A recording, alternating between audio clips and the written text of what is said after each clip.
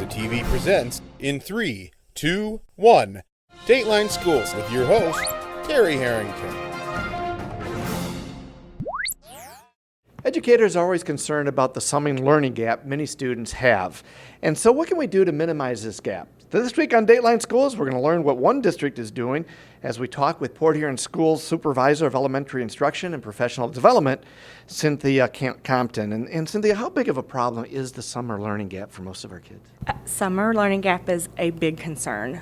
Research shows time and time again kids can lose about 3 months of learning, up to 3 months of learning over the summer. So it costs about 6 weeks of instructional time when we start back in the fall to get kids kind of back to where we need them to be to begin the new learning.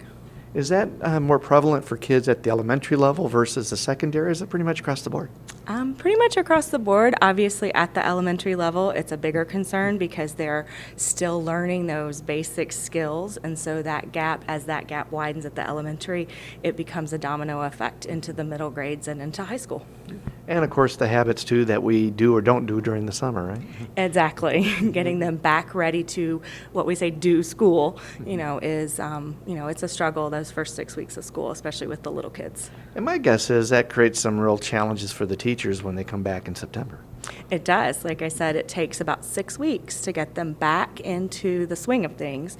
It takes teachers about 6 weeks to get to know the kids and get them back into the routines. We take about the first 4 weeks of school just to get into the routines of following directions. What do we do during reading time? What do we do? So it's a lost time that we don't really know how to make up for. We'll be back with more tomorrow. For Dateline Schools, I'm Terry Harrington.